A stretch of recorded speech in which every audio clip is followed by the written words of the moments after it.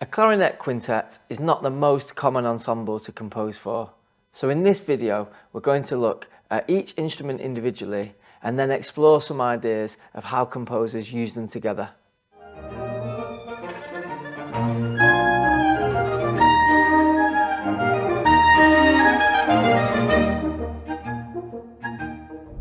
So, what is it you like about the Clarinet Quintet as an ensemble and the music that's composed for Clarinet Quintet? We love collaborating with instruments from different instrument families, but what's special about the clarinet is that when needed it blends so beautifully with the strings, but can also just soar above us in all these beautiful melodies. So what's the difference for you between playing in a string quartet and a clarinet quintet? Well, apart from the obvious thing that we have one more member, so we can make more sound in some ways and different sounds in other ways because we have a member from a different instrument group, so the colours that we can explore are different and really exciting. A clarinet quintet is made up of a string quartet plus a clarinet. A string quartet includes a cello, a viola and 2 violins. Let's look at the 4 string instruments first then. The cello is the largest instrument in a string quartet and therefore can play the lowest pitch sounds.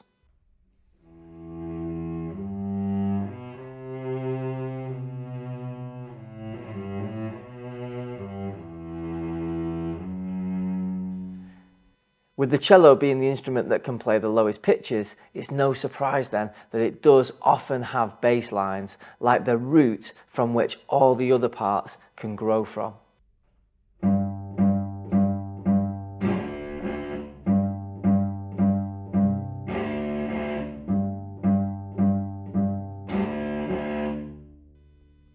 That cello part is taken from a piece called Gumboots by David Bruce.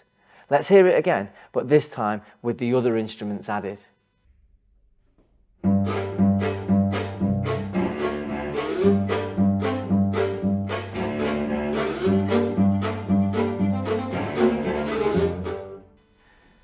However, one tip I'd like to share is that the cello doesn't have to play just the root note of whatever chord the music is using. For example, let's say you've composed a section of music that starts in chord C. Then you move to an F chord. And so on. Because the root, the bottom notes of those 2 chords, are C and F, you don't have to just use these notes in the cello part. Instead, to give the music more movement, composers could give the cello more notes from that chord. For example, take a look at this section of music taken from a clarinet quintet by a composer called Johannes Brahms. Here, the chord is D minor. But instead of just holding a D, the root note of the chord, the cello uses all the notes from a D minor triad. That's D, F, and A, and applies a rhythm to them.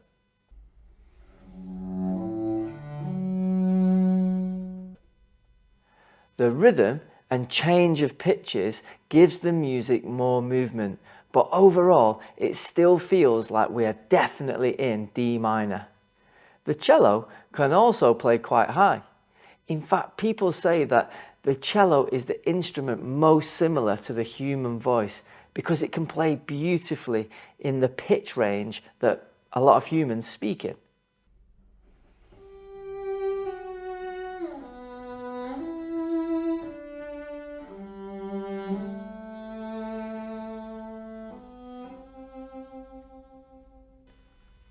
So, because of this, the cello isn't just used to play bass lines all the time.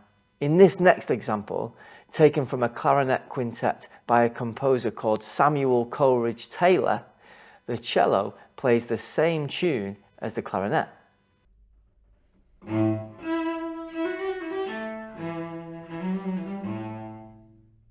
Now let's hear that extract with all the instruments together.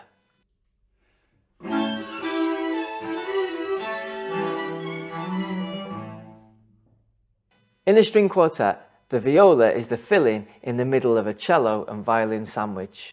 Its range means it can be used to support the cello with lower pitch music and the violins with higher pitch stuff too. And just like any of the instruments, the viola can take the lead with a solo passage too. A common way for the viola to be used is to fill out the harmony. And what I mean by this is if there's a passage of music where, say, the cello is responsible for the bass line and the violins are responsible for the melody, the viola part may contain other notes from the chord the music is in. Take a look at this example from another extract of Samuel Coleridge Taylor's Clarinet Quintet. Here, the violins are both playing the main melody.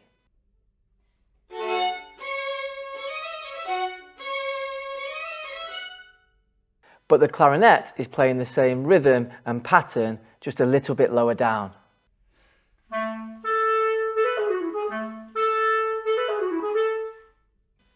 The cello has a cool bass line figure.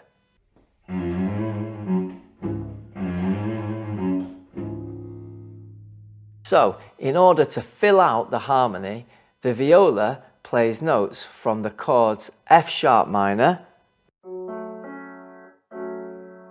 and then C sharp minor. At first, the music is in F sharp minor. The notes from that chord are F sharp, A, and C sharp. Can you work out which two notes from this chord the viola is playing? Then the chord changes to C sharp minor. The viola helps fill out that harmony again by playing an E and C sharp together. Both notes from a C sharp minor chord.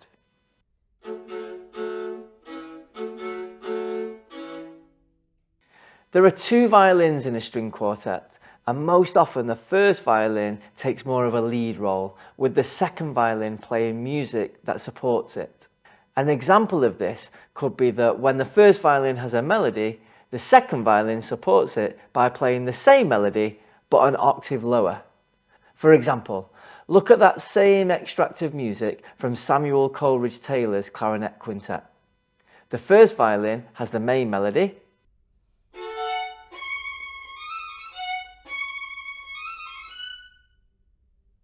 and the second violin supports this by playing the exact same melody but one octave lower.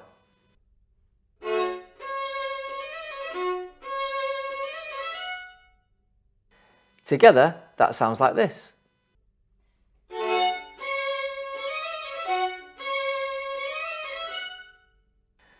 Similar to the viola, another way the second violin can be used in a string quartet is to fill out the harmony.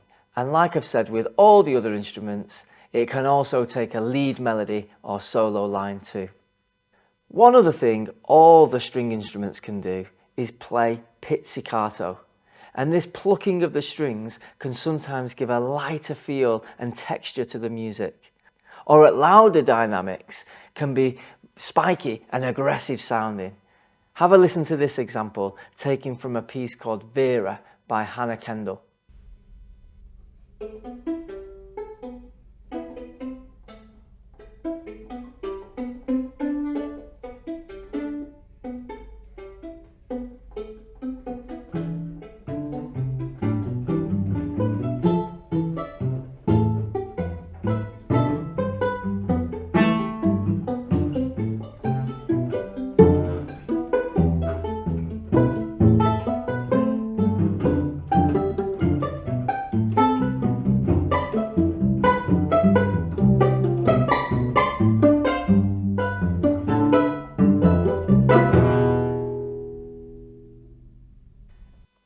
Thinking about the Clarinet Quintet as a whole then, so that's a string quartet plus a clarinet, the clarinet kind of sticks out in this collection because it's the only instrument that's not from the string family.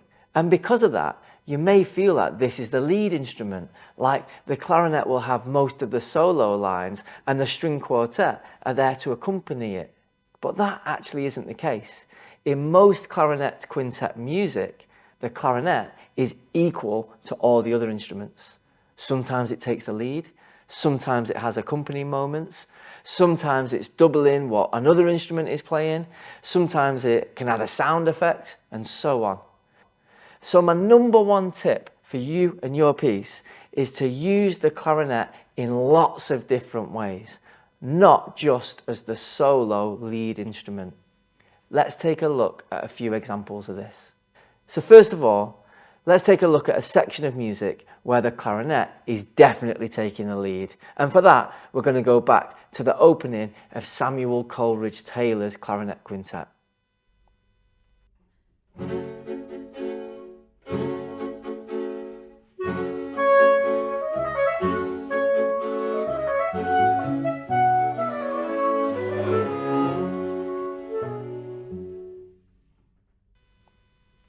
Here, the clarinet has the main melody. Notice that because of this, it's higher up in terms of pitch than any of the other instruments, and it has a louder dynamic marking than any of the others too. Another way the clarinet is often used in clarinet quintet music is to double, and that means to do the same as what another instrument is doing. This can be at the same pitch or up or down the octave. Doubling can give a part more prominence because there are two musicians from the ensemble playing it. This extract of music is taken from a piece called Gumboots by David Bruce.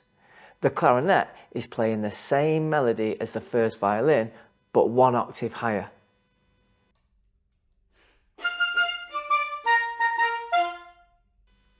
The clarinet doesn't always double with just the first violin either. It's versatile enough to double with any of the instruments in the quintet. It's also important to highlight that the clarinet doesn't always play the main melody. Take a listen to this extract from a beautiful clarinet quintet composed by Johannes Brahms.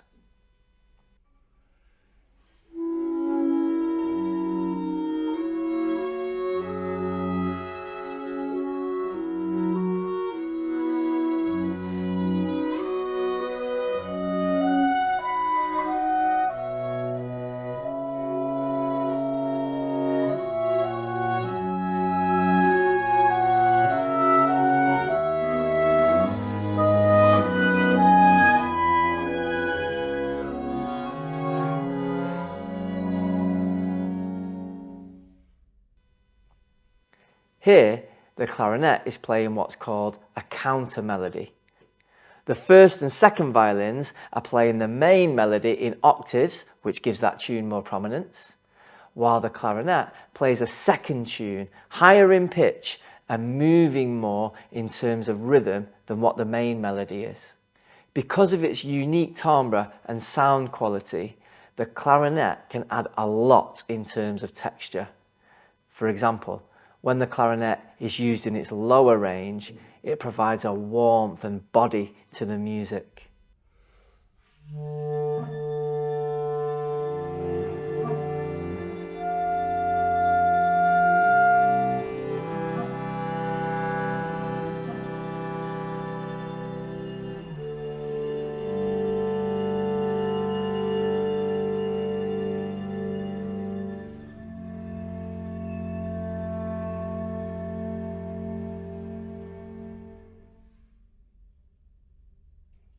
And when the clarinet is used in its upper range, it provides a brilliance and focus to the sound.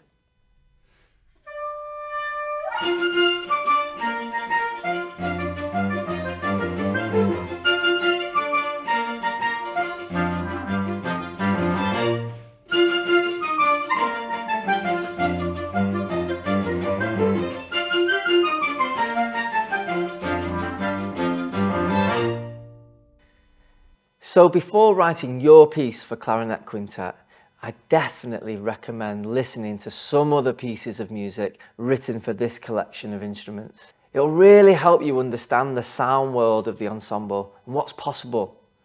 Similarly, you might find a sound or a texture that you really like and can transfer this into your own writing. We're really looking forward to seeing what you produce. Good luck.